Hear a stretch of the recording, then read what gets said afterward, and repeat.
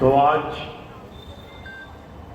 बहुत बड़े भाग हैं कानपुर निवासियों के, जो उनके शहर में आज कबीर साहब के मूल ज्ञान का प्रचार प्रसार होने जा रहा है, सत्य सनातन धर्म का प्रचार होने जा रहा है।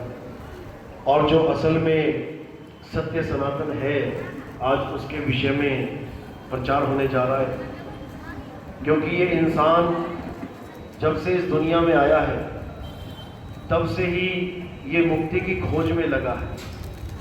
ये भगवान को पाने के लिए बड़े बड़े जप तप पूजा पाठ व्रत सब कुछ करने में लगा है। कुछ ऐसा नहीं है जो इसने छोड़ा हो, हर चीज़ कर डाली। लेकिन कहते हैं बिना गुरु के ज्ञान नहीं होता, बिना गुरु के सत्य समझ में नहीं आता। इसलिए बहुत ज़रूरी है कि हम उस सत्य को जानें, हम उस परम तत्व को जानें जिसके कारण हमारा जन्म मरण का ये रोग खत्म होगा, जिसके कारण हम इस भव बंधन से पार होंगे, जिसके कारण हमारा जन्म सफल होगा।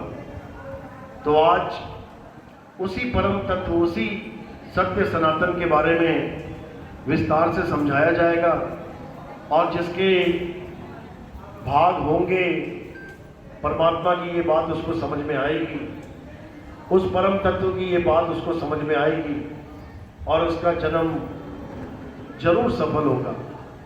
तो आज का सत्संग शुरू करने से पहले परम पिता परमात्मा के नाम पे जयकारा लगाएंगे।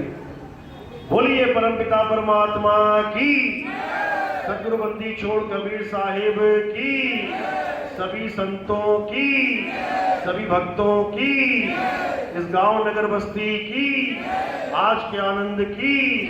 बोलिए परम पिता परमात्मा की, सत्य सनातन धर्म की। सतनाम सतनाम। तो आज हम उस सत्य को जानेंगे, हम उस परम तत्व को जानेंगे जिसको जानने के लिए ही हमारा ये जन्म, इंसान जन्म हमें मिला है। बिना उस तत्व को जाने हम कभी भी इस जन्म को सफल नहीं कर सकते, क्योंकि जब तक हमें इन दोनों तत्वों का ज्ञान नहीं हो गया, असत्य और सत्य, तब तक हम अपना जन्म सफल नहीं कर सकते। गीता में भी बिल्कुल स्पष्ट बताया गया कि हे अर्जुन, इस दुनिया में दो प्रकार के तत्व हैं, एक असत्य और एक सत्य। असत्य वो होता है जो हमें खुली आंखों से दिखाई देता है, यानी ये पांच तत्व असत्य बताए गए। कारण क्या है? क्योंकि ये पांच तत्व सदा बदलते रहते हैं, ये सदा एक से नहीं रहते। हे अर्जुन, जो चीज बदल जाए, जो जन्मे और मरे, जो सदा एक सी ना रहे, वो असत्य कहलाता है। और सत्य क्या है? जो कभी ना जन्मे ना मरे, जिसका ना तो कभी जन्म हो ना मरण हो, और ना ही जो कभी बदले, उसे सत्य कहते हैं। हे अर्जुन, इस पूरे ब्रह्मांड में सत्य केवल एक है और उसी सत्य को परम तत्व, आत्म तत्व कहते हैं। हे अर्जुन, आत्मा का ना तो कभी जन्म होता है और ना ही कभी मृत्यु होती है। आत्मा अजन्मा है, नित्य है, शाश्वत है, पुरातन है। ये आत्मा ही सत्य है, सनातन है। इसी आत्मा को जानने के लिए हमारा इंसान जन्म हुआ है। बाकी भी जन्म होते हैं संसार में, कुत्ता बिल्ली हाथी घोड़ा बकरा सांप बिच्छू मक्खी मच्छर खटमल इत्यादि, वो भी जीवन जीते हैं हमारी तरह, पैदा होते हैं मर जाते हैं, अपनी आबादी भी बढ़ाते हैं, बच्चे पैदा करते हैं, खाते पीते भी हैं, पूरा जीवन हमारे जैसा ही जी के जाते हैं। लेकिन उनके जीवन और हमारे जीवन में क्या फर्क है? बस एक ही फर्क है कि हम उस परम तत्व को जान सकते हैं और वो जानवर 84 लाख के जीव इस परम तत्व को नहीं जान सकते। इसलिए गीता में भी इस मनुष्य जन्म को अनमोल बताया गया है। और कबीर साहब ने भी बोला, मानुष जन्म अनमोल है, मिले न बारंबार, तरवर जो पत्ता गिरे और पौर न लागे डार। हे अर्जुन, ये मनुष्य जन्म इतना अनमोल है कि इसको देवी देवता भी तरसते हैं इस जन्म को पाने के लिए। कारण क्या है? क्योंकि इस जन्म के द्वारा ही हम गुरु धारण कर सकते हैं और गुरु के द्वारा ज्ञान प्राप्त करके हम उस सत्य परम तत्व को पा सकते हैं। आप देखिए, राम जी का अवतार हुआ, कृष्ण जी का अवतार हुआ, स्वयं भगवान इस संसार में आए, लेकिन फिर भी गुरु धारण किया। राम जी के गुरु वशिष्ठ जी और कृष्ण जी के गुरु संदीपन जी। गुरु के अधीन होके दोनों अवतारों ने दीक्षा प्राप्त करी, शिक्षा प्राप्त करी। लेकिन हम सोचते हैं कि हमें गुरु की क्या जरूरत है? अरे तो भगवान को क्या जरूरत थी? अगर भगवान गुरु को धारण कर रहे हैं तो हमें क्यों नहीं करना चाहिए? गुरु से हमें ज्ञान मिलता है, गुरु से हमें वो चीज मिलती है जिसके बारे में हम कभी सोच भी नहीं सकते। हमें उस चीज का ज्ञान ही नहीं हो सकता। देखो, 100-100 साल की उम्रें हो गई लोगों की, मरने वाली हालत हो गई, लेकिन अगर उनसे पूछोगे जाके कि बाबा जी, क्या आपने आत्मा को जाना? क्या आपने उस परम तत्व को जाना? क्या आपको पता चल गया कि आत्म तत्व क्या होता है? क्या आपने उसमें रमण किया? तो बाबा जी का एक ही जवाब होगा, बेटा मुझे आत्मा के बारे में कोई ज्ञान नहीं, मैं तो केवल नाम जपता रहा, मैं तो पूजा पाठ करता रहा, मैं तो हवन यज्ञ करता रहा, मैं तो परिक्रमाएं करता रहा, मैं वो करता रहा, ये करता रहा, लेकिन आत्म तत्व को मैं कभी नहीं जान पाया। इसका मतलब ये नहीं है कि पूजा पाठ गलत बात है, बुरी बात है, बिल्कुल नहीं। इसका मतलब ये नहीं है कि मंदिर मस्जिद जाना बुरी बात है, बिल्कुल नहीं। शुरुआत यहीं से होती है। हर इंसान जब भगवान को नहीं जान पाता है तो शुरुआत कहीं ना कहीं से तो करेगा। तो शुरुआत मंदिरों से ही होती है। हमारे माता पिता हमें मंदिर तक लेके जाते हैं, पूजा पाठ करना सिखाते हैं, आगे हवन यज्ञ करना सिखाते हैं, आगे जप तप में भी इंसान चला जाता है, बहुत अच्छी बात है। लेकिन हमें इससे भी आगे बढ़ना है। हमें गीता के सार को समझना है, हमें गीता के उस गुप्त ज्ञान को समझना है। गीता में कृष्ण जी ने अध्याय 2 में कोई कमी नहीं छोड़ी बताने में, एक एक चीज खोल के समझा दी। कृष्ण जी ने अर्जुन को समझाया कि हे अर्जुन, उस तत्व को जान, उस आत्मा को पहचान जिसको प्राप्त करने पर इस जन्म को हम सफल कर सकते हैं। अब आत्मा कितने प्रकार की बताई? 2 प्रकार की। पहला प्रकार जीवात्मा। अब जीवात्मा के बारे में क्या बोले कृष्ण जी? जीवात्मा के बारे में समझाया कि जो शरीरों को धारण करे, जो इस 5 तत्व का शरीर धारण करे, जो चल अवस्था में रहे, कानपुर से दिल्ली, दिल्ली से बंबई, बंबई से कलकत्ता, ये जितने भी चल रहे हैं, जो चल अवस्था में रहते हैं, वो जीवात्मा कहलाती है। आप कहां कहां से चल के आए हो, जीवात्मा कहलाते हो। और परमात्मा, उसके बारे में क्या बताया? अध्याय 2 24वां श्लोक, हे अर्जुन, ये आत्मा अचल है, ये आत्मा अडोल है, ये आत्मा सदा स्थिर रहने वाली है, ये आत्मा अशोष्य है, अदाह है, ये आत्मा अछेद्य है, इसको कोई जला नहीं सकता, इसको कोई काट नहीं सकता, और ये कभी चलती भी नहीं है, अचल है, ये सदा स्थिर रहने वाली है। ये परमात्मा के गुण बताए गए। तो दोनों प्रकार की आत्मा का भेद कृष्ण जी ने समझाया, लेकिन गुरु ना होने के कारण हम इसको पढ़ते तो रहे, लेकिन हम इसको समझ नहीं पाए। हम नहीं जान पाए कि जीवात्मा किसे कहते हैं और परमात्मा किसे कहते हैं, जीवात्मा किस अवस्था में रहती है और परमात्मा की अवस्था क्या है।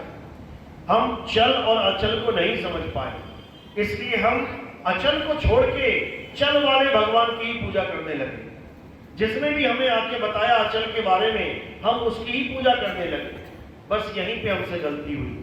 तो कृष्ण जी ने उसी अचल आत्मा का भेद समझाते हुए क्या बोला?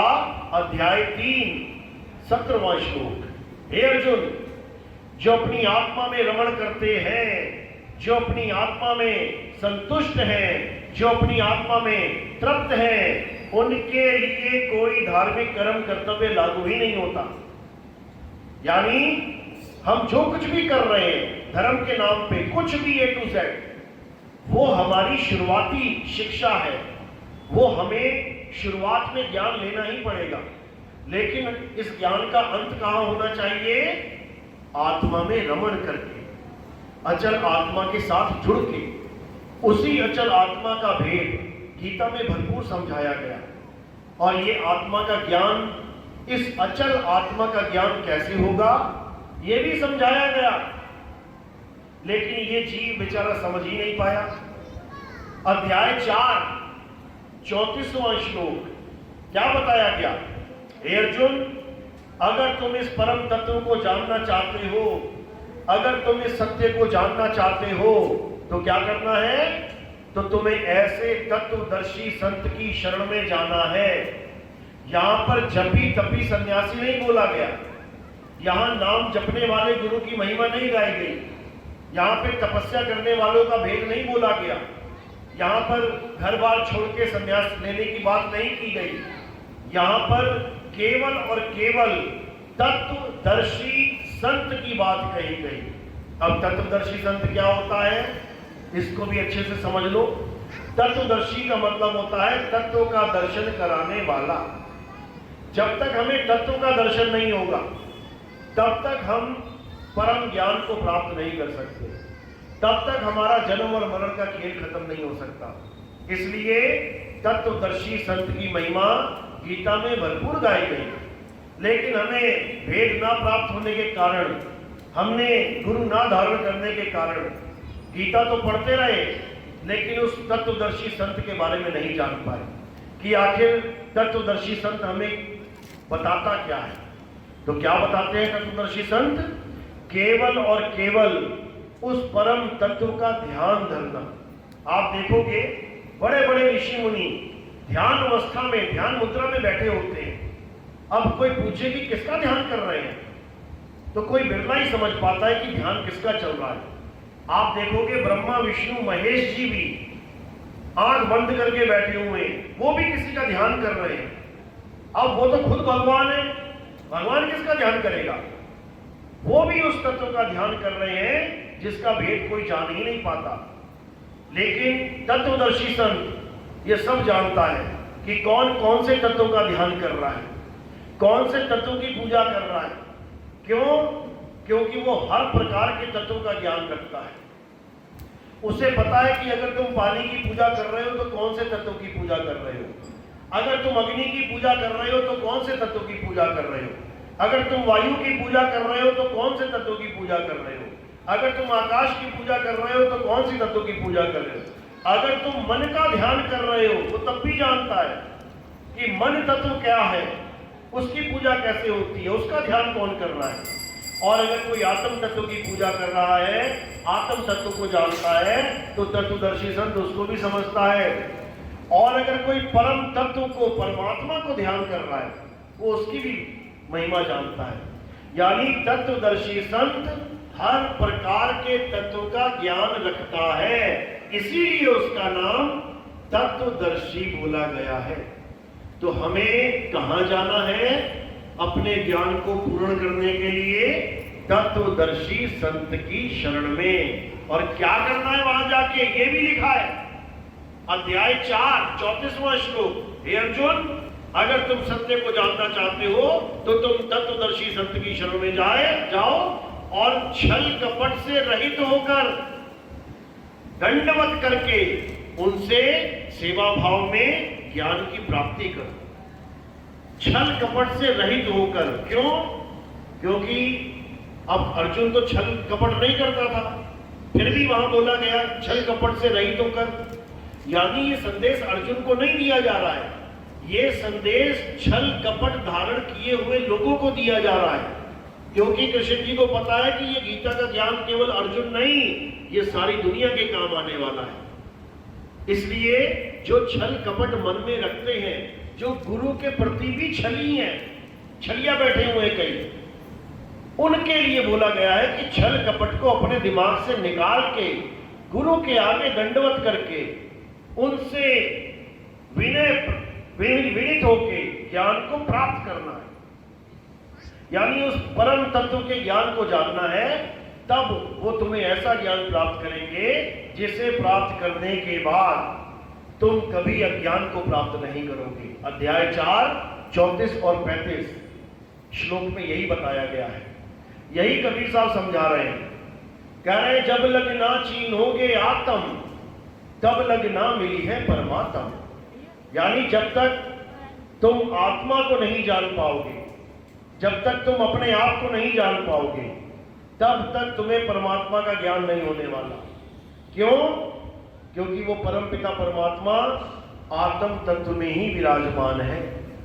इसीलिए साहिब ने कहा ज्यों तिल माही तेल है और ज्यों चकमक में आग, तेरा साईं तुझ में है, जाग सके तो जाग। यानी अगर तुम्हें आत्मज्ञानी गुरु मिल जाए तब तो तुम्हारा कल्याण हो जाएगा, और अगर आत्मज्ञानी गुरु नहीं मिला तो तुम बार बार इस भव बंधन में आओगे, बार बार तुम्हारा जन्म और मृत्यु होता रहेगा। हाँ, पुण्य कर्म करोगे तो राजा महाराजा बन जाओगे, पुण्य कर्म करोगे तो बड़े बड़े आदमी बन जाओगे, पुण्य कर्म करोगे तो बहुत बड़ी बड़ी गद्दियों पे बैठ जाओगे, और पाप कर्म करोगे तो फिर नरक तैयार है। पाप कर्म करोगे तो फिर ऐसी ऐसी योनियां मिलेंगी कि तुम्हारी हालत खराब हो जाएगी। यानी पुण्य और पाप दोनों ही तुम्हें मुक्ति नहीं प्रदान कर सकते। हाँ, कर्मों की गति न्यारी होगी तो एक अमीर और एक गरीब हो जाएगा, एक स्वस्थ और एक बीमार हो जाएगा, एक सुखी और एक दुखी हो जाएगा, एक राजा और एक रंक हो जाएगा। दोनों अपने अपने कर्म गत के अनुसार अगला शरीर धारण करेंगे, लेकिन मुक्ति दोनों की नहीं हो सकती, क्योंकि पाप और पुण्य ये दोनों बेड़ी हैं। कबीर साहब समझा रहे हैं, पाप पुण्य ये दोनों बेड़ी और एक लोहे एक कंचन के, कि पाप और पुण्य इसी दोनों में ये जीव उलझा पड़ा है। अब क्या करना है? अब पाप और पुण्य दोनों से न्यारे हो जाना है। यानी पाप और पुण्य करने वाला कौन है, इसको अच्छे से समझ लेना है, और पाप पुण्य से न्यारा कौन है, इसको भी अच्छे से समझ लेना है। तो पाप पुण्य करने वाला कौन है? ये मन और तन, यही पाप और पुण्य करता है। इस मन में कभी पाप पैदा हो जाता है तो ये पापी बन जाता है, इस मन में कभी पुण्य पैदा हो जाता है तो ये पुण्य कर्मी बन जाता है, लेकिन इसकी मुक्ति नहीं हो सकती, ये यही फंसे रहेंगे। तो पाप पुण्य से न्यारा कौन है? वो आत्मा पाप और पुण्य से न्यारा है। अगर हमने आत्म तत्व को जान के, आत्म तत्व को पहचान के अपने आप को आत्मा ही बना लिया तो हम कर्मों से न्यारे हो जाते हैं, अकर्ता हो जाते हैं। गीता में यही समझाया गया, हे अर्जुन, इस दुनिया में जितने भी कर्म हैं, ये कर्म करने वाला कौन है? मन, माया, 5 तत्व, 25 प्रकृति, 3 गुण, यही सारे कार्यों को अंजाम देते हैं। हे अर्जुन, आत्मा अकर्ता है, आत्मा कभी कुछ नहीं करता, आत्मा कर्म के बंधन में आता ही नहीं है। इसलिए हर जीव को अपने स्वरूप को प्राप्त करना चाहिए, आत्म तत्व को प्राप्त करना चाहिए, जिससे उसकी गति हो सके, वो परम अवस्था को प्राप्त कर सके। लेकिन अज्ञानतावश ये जीव अपना अनमोल जीवन बिता देता है, बूढ़ा हो जाता है, लेकिन आत्म तत्व को जानने की कोशिश ही नहीं करता, और अंत में इस अनमोल जीवन को खत्म करके फिर लख 84 में चला जाता है। यही कबीर साहब ने समझाया कि लख 84 भुगत के पौपे अटके आए और अब की पासा ना पड़ा, तो फिर 84 जाए। वापस कुत्ता बिल्ली हाथी घोड़ा बनने के लिए तैयार रहो, क्योंकि ये सृष्टि का नियम है और इस नियम को कोई नहीं तोड़ सकता। ये सृष्टि का नियम है कि 84 लाख योनियां इस जीवात्मा को भ्रमण करनी ही पड़ेंगी, और उसका भ्रमण करके 84 लाख योनियां भ्रमण करके एक बार इंसान जन्म मिलेगा। और वो मिल गया है। ये जो इंसान जब तुम प्राप्त करके बैठे हो, ये मिल चुका है तुम्हें। इसमें से भी तुमने 50%, 60%, 70, 80% गंवा दिया है। अब चंद साल बचे हैं तुम्हारे पास। इन चंद सालों में भी अगर तुम्हें यह बात समझ में नहीं आई कि तुम्हारा जीवन का लक्ष्य क्या है, इस दुनिया में तुम करने क्या आए हो, तो मेरे भाई ये जन्म ऐसे ही बीत जाएगा। ऐसे ही चलते चलते सांसें खत्म हो जाएंगी। ऐसे ही तुम कहीं गली में, सड़क में, मोहल्ले में गिर पड़ोगे। ऐसे ही तुम्हें लोग उठा के चला देंगे, दफना देंगे। लेकिन तुम्हें इतनी भी समझ नहीं पड़ेगी कि मेरा उद्देश्य पूरा हुआ कि नहीं हुआ। इस जीवन को जीने का उद्देश्य क्या है? उस परम तत्व को प्राप्त करना। इसीलिए बार बार गीता में समझाया गया, बार बार, कि आत्मा को जानो, आत्मा को जानो। नैनम छिन्दन्ति शस्त्राणि नैनम दहति पावका न चैनम क्रोधं तापे न शोषति मारुता। क्यों बार बार समझा रहे हैं कि आत्मा को कोई जला नहीं सकता, कोई काट नहीं सकता, कोई मार नहीं सकता? कारण क्या है? कारण क्या है कि हमें बार बार आत्मा के बारे में बताया जा रहा है? कारण यही है क्योंकि हमारे जीवन का उद्देश्य ही यही है, उस परम तत्व को प्राप्त करना। यही कबीर साहब समझा रहे हैं। क्या कह रहे हैं?